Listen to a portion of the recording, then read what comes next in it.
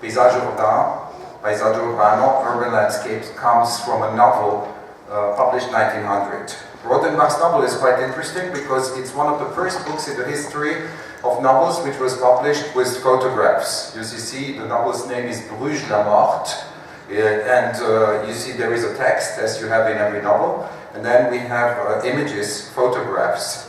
And I want to highlight your attention to the problem linked to urban landscape. I remind you too because I originally taught to speak in Italian, and I always love to remind Rosario Assunto's work, and he said we should be very careful about paesaggio urbano, and he even said non esiste paesaggio urbano, it doesn't exist, because landscape is really the other and really the opposite of the city, and so we shouldn't make a confusion between the urban and landscape. And that's one of the topics I want to speak about, so the relation which exists between the urban and landscape. Well, we have seen already this this morning, but this is naturally the Buon Governo in Siena, and it's very interesting because here we see that the city invents the landscape. The city invented the landscape in the 14th century, and here we see something which is one scape, we could call it the cityscape. And if we look carefully into the Buon Governo, then we see that we have on the left-hand side the city, which builds itself. It's a booming city like Shanghai today or other cities. And on the other side we have the Contado. And there is a dialectical relation between the two. The one, outside, Contado, feeds the city. I will come back to this because we will speak about urban agriculture. But on the other hand, the city gives the security for the Contado. There is a sort of exchange, permanent exchange between the two.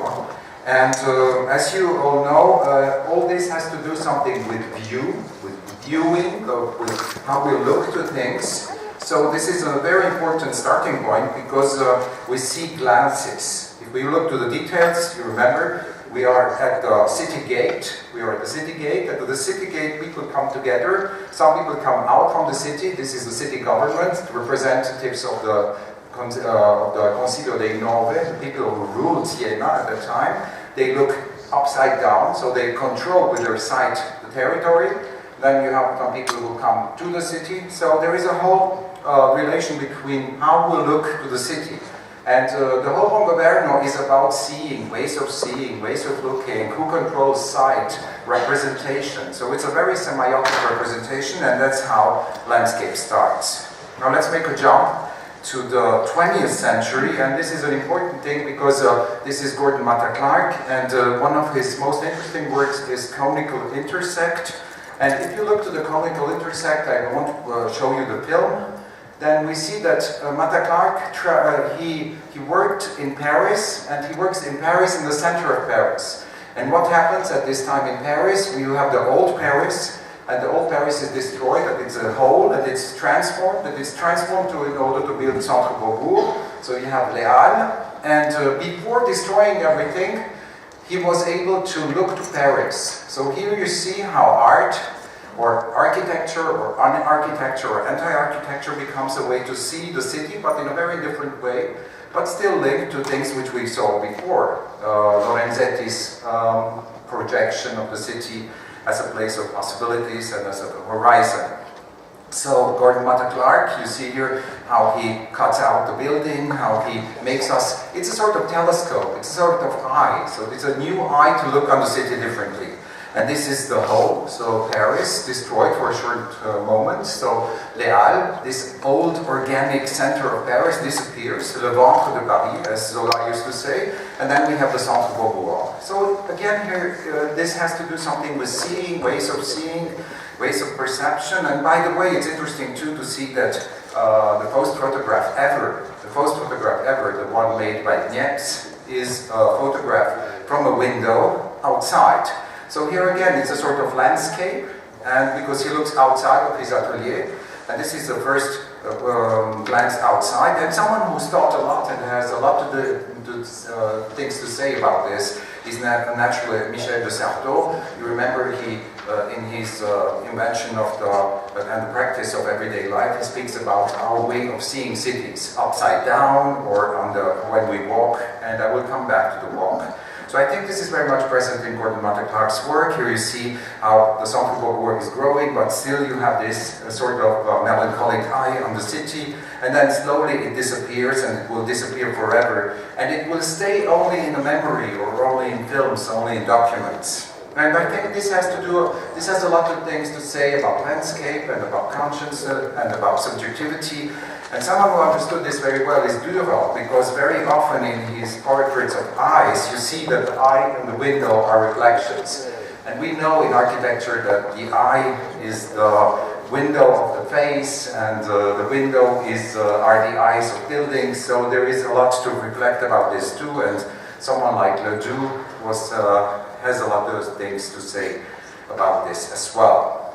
Let's come back again to landscape and to the rise of landscape, or to the beginning of landscape. This is another seminal work of art. It's Jan van Eyck, La Vierge du Chancelier-Roland, 1444. And in this painting is very interesting because we have a building, or a temple, a religious building. It's architecture, it's painting too, and this painting or this building becomes an eye. It becomes a device which helps to see outside. And what happens outside? Well, outside we have the world, so we have the landscape. So landscape is something which exists outside the building, outside the city.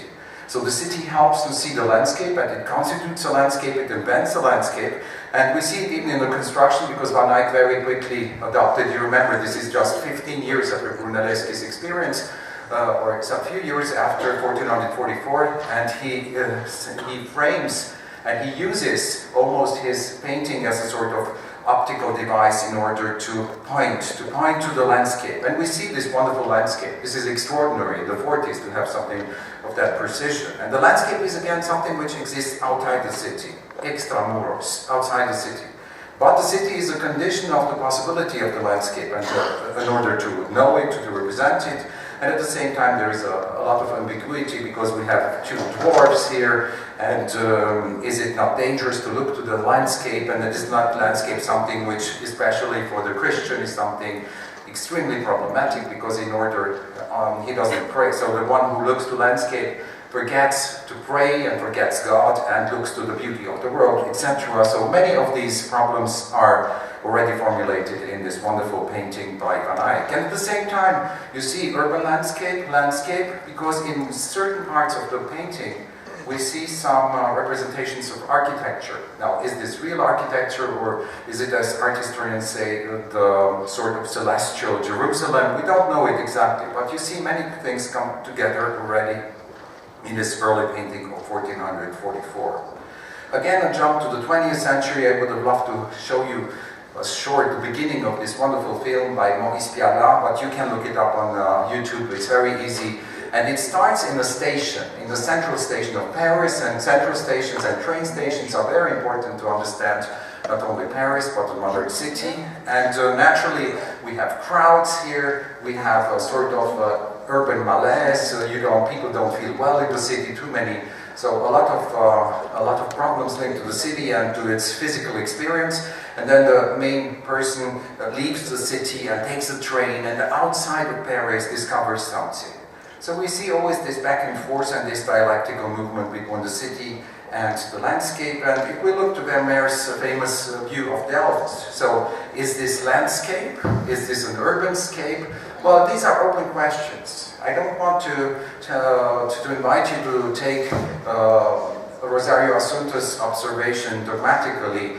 There is no such thing as urban landscape, as cityscapes. But at the same time, with Vermeer, we may ask ourselves what happens here, and how could Vermeer propose us such a view of the city as a sort of landscape? What happened with the landscape as a pattern in order to make this possible? And again, the last film I want to hint at is naturally the wonderful film Playtime. You remember, it's a film on nothing.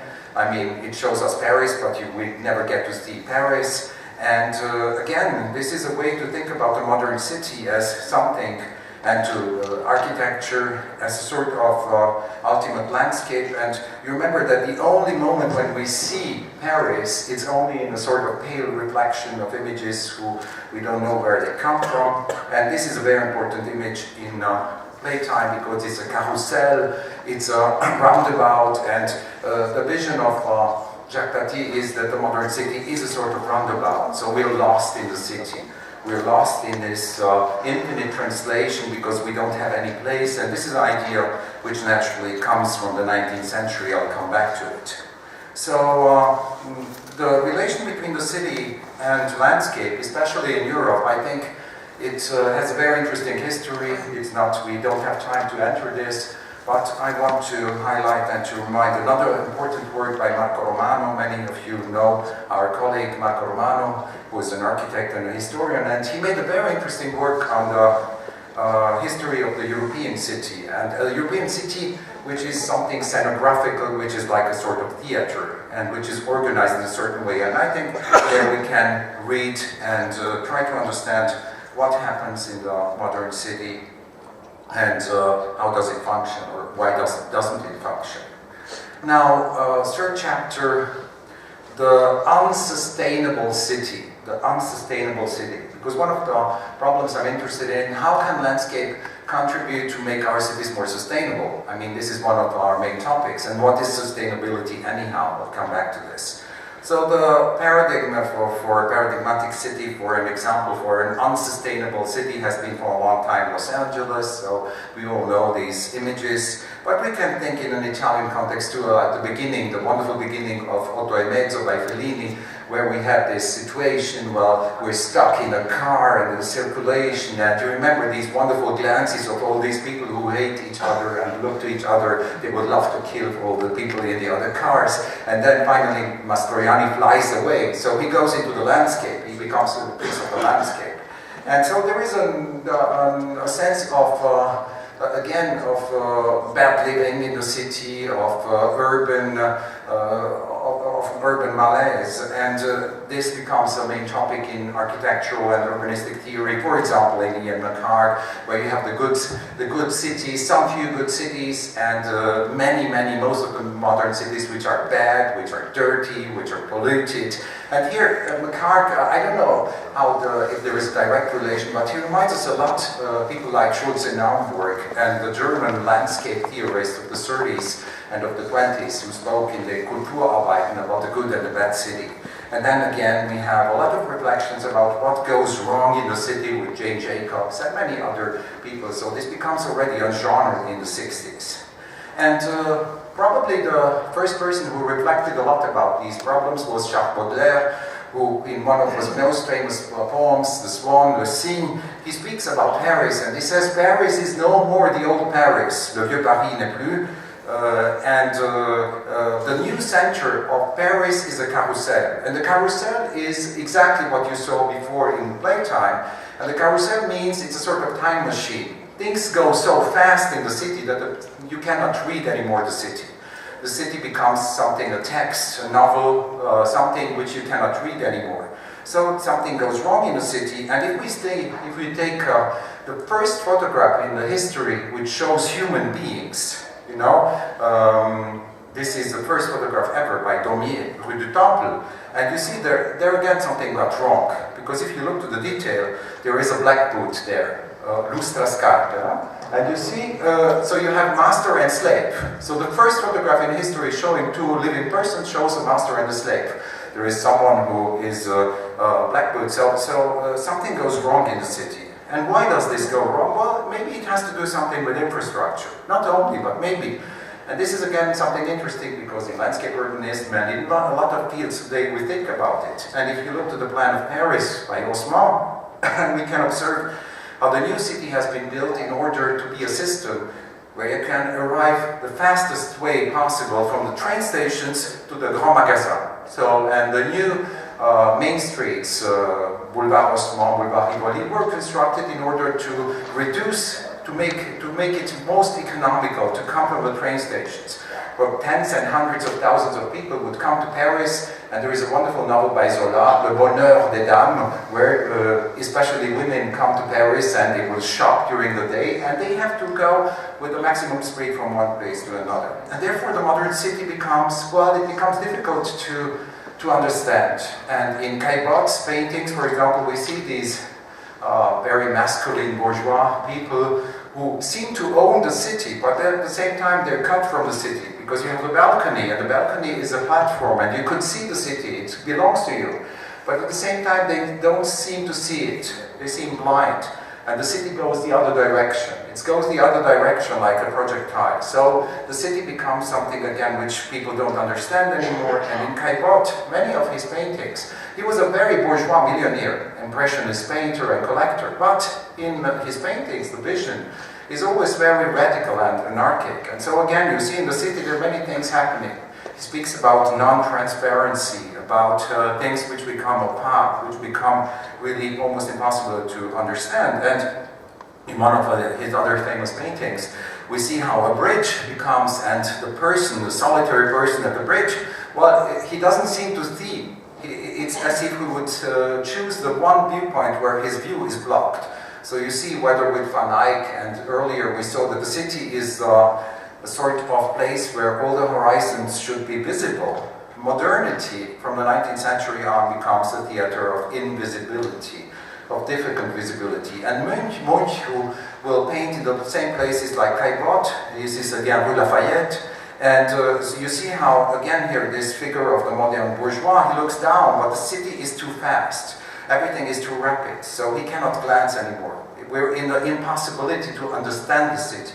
Even if we have such a privileged place like this one, we have a huge balcony, but we cannot understand anymore. So it becomes a sort of bizarre cityscape. And in Rue de Rivoli, it's even more brutal, because here you don't have the balcony anymore, and there is almost as the sight becomes deformed by speed. So here speed becomes so strong, and such a strong effect that everything's become, we cannot understand the city anymore. So the city becomes again unsustainable, but unsustainable for phenomenological and aesthetic reasons, not necessarily for economic reasons. And when Munch goes back to Oslo, well, he paints this kind of paintings. And these kind of paintings, you know, this is Oslo, and you see the city is a wall. It's a wall, because it's all wall, and even the people are walls, and here even worse, you know, the cry, etc. And the cityscape is a place where we have no orientation. We have lost our orientation. We don't know where to go. We don't know where to look. So we have to invent the sustainable. We have to invent the sustainable city. Now, what is a sustainable city? I really promised you to be very short. So, what is a sustainable city? Well, I don't think the green city is a sustainable city. And I think that there is a lot of greening going around. Green sauce, it's like, and this is architects love this. Especially, you know, I work at an institute at EPFL where landscape architects are hardly tolerated, and the ETH is the same. You know, the architects say, well, we don't need these guys, we can do this better. And they still have the idea that the landscape architect is the one person who brings a little green stuff. So we do the city as we do it, but in order to repair, we will put a little greenish stuff, a little basil and parsley and etc. So the landscape architect becomes a small doctor, and you're permitted to green. I don't think this is a good model. And these greenish stuff, I mean, it's very, very difficult to maintain. It's very anti-economical. It has a lot of problems, but it becomes a pattern. So everyone is fascinated about it.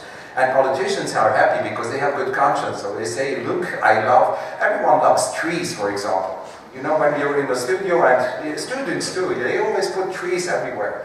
And I like to ask them sometimes, why do we need all these trees? Well, we love trees, and trees are beautiful. But it's the same as we all, you know, we buy carrots, and we buy carrots, and we want to have bio carrots, and we are happy to go there. And especially, so we go to a marketplace, we pay 4 times more expensive carrots and everything, but they're biological. And it's the same with trees. So if you love trees, you're a good person. And so we have this greenish trend, and I think we should be very careful. There is a lot of false, probably ecology is the last ideology, probably, very probably. I mean, God died and many other things died, but still ecology is very much present. And so we want to make everything green. And again, this doesn't function. I mean, you ask any engineer how to make this work, he will tell you this is so complicated. So we should be very careful. All these wonderful eco-cities, I mean, they look very well in drawing. They look really wonderful. But once you go there, then you see that it's very, very problematic. And then again, I'm happy that our colleague spoke about urban agriculture. And I was invited last year to a congress of the Swiss landscape architects and urbanists, and they asked, because in Switzerland too we have this fashion now of urban agriculture, and they asked, what do you think about this? And I said, I think it's completely absurd. I think it's completely absurd because it's anti-economical. It's completely nonsense. I mean, you won't feed a city of millions of people by some cows, even if you have a lot of these buildings. It's impossible. You imagine the place you need in order to make salads for 4 million people? Absolutely impossible. So it's anti-economical, and at the same time, it's anti-ecological too. Because what you do here, in order to have these animals grow here, you have to be very careful. And we know that especially cows are always very dangerous. Think of the use of the cows in the English gardens. I mean, the English, if you look at what Raymond Williams and John Berger said about the English garden in the 18th century, you should be always very careful. It's never innocent, or the Dutch cows, etc. So I think urban agriculture is aesthetically dangerous, economically dangerous, but, as our colleague says, it may be a symbol. So if we still have to teach to all the people around, well, please love nature, be nice, be sustainable, then we can have one piece of urban agriculture. So I don't think these are the answers in order to invent the sustainable city. And one of the possible ways which I see and I would propose is going back to aesthetics. I mean, we don't speak a lot about aesthetics today, and we don't have a lot of teaching of aesthetics. But there is a very important book published 1795 by Schiller, and it's called Briefe zur ästhetischen Erziehung der Menschheit. So it's on the aesthetic education of mankind and of people. And I think what we really lack today is aesthetics. And I will give you an example after, my final example, and why this is an important example. So maybe if we would like to have more sustainable cities, they should look like this. I mean, this is the ultimate sustainable city. Think about Venice. It has survived hundreds and hundreds and hundreds of years, and it still works. So for me, this is a sustainable city because it still works and against everything which happens. So we should plan really Venice and not this one, for example. I mean, this is our friend Luc Schwitter, and maybe you know him. He's a very nice guy. I really like him. I even invited him in my courses. But I find his vision of the green cities terrible. I mean, this is a nightmare. You don't want to see this even in a picture on a wall. You cannot stand this more than 10 minutes. You wouldn't put it in the toilet. I mean, it's really terrible. So I find far more interesting this one than I prefer James White's visions of something, or how to build and how to invent something more sustainable. So we have to get back to aesthetics. And because I think that this is one of the key ways in order to make cities sustainable, because if cities are beautiful in the modern sense, the modern beauty is no more the beauty of the 18th century or of antiquity. It may be a more convulsive beauty, even an ugly beauty. It may be a Michelangelo Antonioni-like beauty. It doesn't have to be a sort of classical beauty, but I think it has to do with aesthetic qualities. And if a city really has aesthetic qualities, it will survive much longer. And therefore I think that the High Line is so important. So I'm trying to think about this presentation. I understood why the High Line is so important, because I think it has to do a lot with many, many things which we saw before. The High Line is an archaeology. You remember the High Line was built as a train line, and it was in use, and then it became in disuse, and then it was a ruin. And reinventing the High Line means to be linked to the past and to keep the traces of the past and not to make tabula rasa. So this reminds us of the past. And at the same time, the High Line has to do something with a walk. So it has to do something with respect for our bodies. And we're bodies. Before being intelligences and rational beings, we're bodies. We're human bodies. And landscape architecture and good architecture works is good because it is good for our bodies. If you enter a room, you feel immediately, is there a good karma or is it not a good karma? Because you feel it with your body. You don't need architectural theory for that. You feel it immediately. And therefore the High Line is about bodies moving around, about the walk. And then again, and this is one of the last things I want to highlight, it's about viewing. So we come back again to Lorenzetti. It's about views on the city. And the city, it's very important. I mean, there is almost something very democratic in this project. Because for a long time, the view on the city has been always a view from upside down. For a long time in New York, it was MetLife, the highest building in the world. And then it was the World Trade Center, etc. So it was always one single point of view, which you could share for some minutes, and then you would go down again. And so you had a high viewpoint, and this is a viewpoint, it's a follower of these viewpoints which we saw in Munch and Caillebotte. And people could have a sort of scopic control of the city.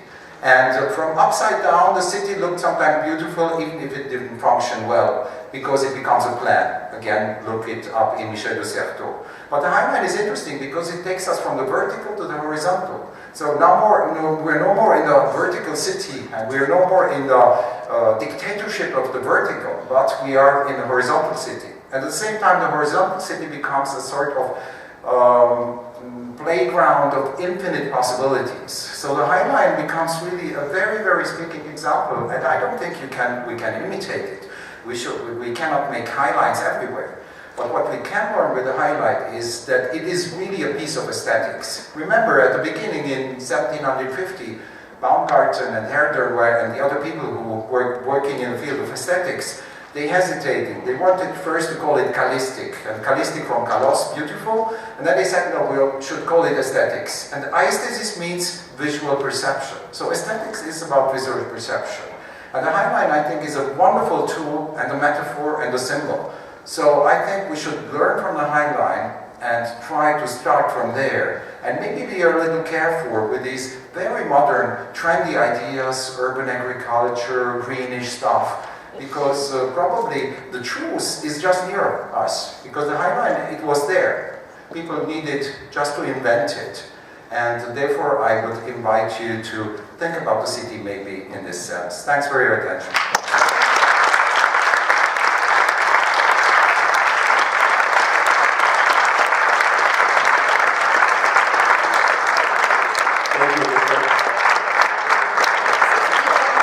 Thank you for leaving so many doubts.